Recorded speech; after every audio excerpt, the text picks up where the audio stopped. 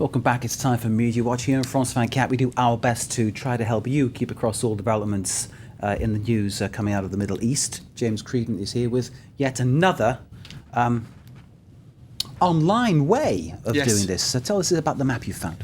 All right, well, I don't have too many elements this evening, Mark, on it's been changing so fast. I said I'd leave that to you, responsible people in news. But one element that I did find today on the Guardian website in their data blog, Facts Are Sacred, says this data blog, is an interactive map. Now, what they've done very usefully is they've pinpointed on this sort of Google map each place, and you can see obviously the main concentration there in Gaza, where there was a bomb or a rocket or whatever, and you can go up as far along the coast here as far as Tel Aviv to see where those rockets, which were fired from Gaza, reached, and you can get basically it's each incident that was verified by the media, and you can see photos and a little rundown and what news agency came out with what, and obviously, of course, a massive concentration of incidents around Gaza City there in the north of the Gaza Strip. Worth checking that out to just get a visual, and you can go over then as far, of course, as Jerusalem and see a concentration of events around there as well.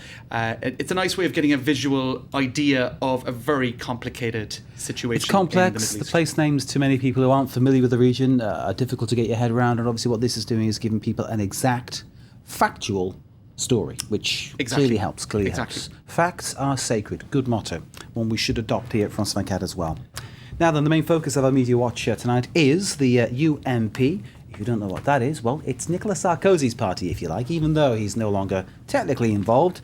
What's the latest twist in their leadership? Well, you said facts are sacred, Mark. Facts are sacred. That could perhaps be a slogan for the UMP party, except for this week, where really votes and facts were, well, I suppose you could say votes were very sacred because there was such a search on for each vote. Now, what happened was, on Monday, François Fillon conceded defeat to Jean-François Copé, and then this morning, his buddies came out, and we have a photo of it here, that's Alain Juppé, former Prime Minister, who they were calling on to help in this drama. That's some of Fillon's faithful, and they said, hold on a minute, votes from 3 overseas departments weren't counted, including New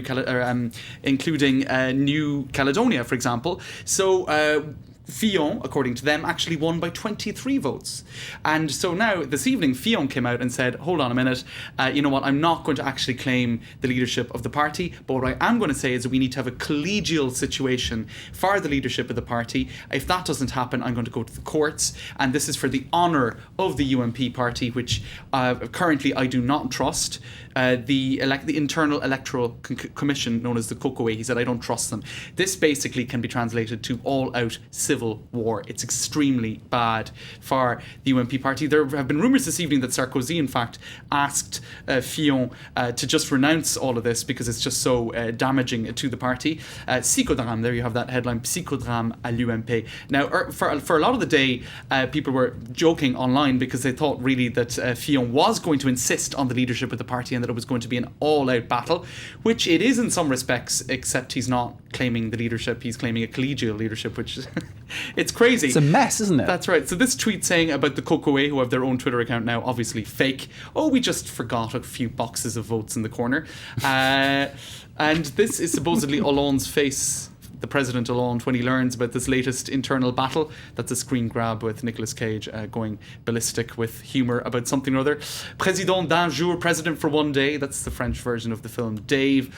Mon cher Jean-François, je te briserai la nuque. This is a fake speech by Fillon. Hello, my dear Jean-François, I want to break your neck, which I think is probably actually closer to how he really feels than the official speeches.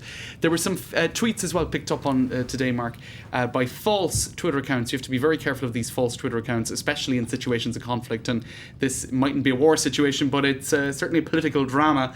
Valerie Trierweiler, known for her controversial tweets, this was a fake account using the same wording as the very controversial tweet that was emerged at the time of the parliamentary elections over Ségolène Royal and all of that, for those who remember that tweet. And E-Télé, one of the French rolling news channels, broadcast this fake tweet. So I suppose, a reflection of how you have to be very careful what you tweet and what you take as a real tweet. Indeed. Don't believe what you read on Twitter. Don't believe what you hear. Right. Always check. What is reality, Mark? Indeed. Watch France 24. That's the basic message we've got for you here. James, thank you very much indeed. James Creedon with Mark. Media Watch. Always a pleasure. Never at shore. Stay with us. Short break after they're back with all the news, including the latest from Gaza City, where people are in the streets on the news of the truce, the celebrations breaking out, if you like, just a few hours ago, and continuing as you see. Stay with us.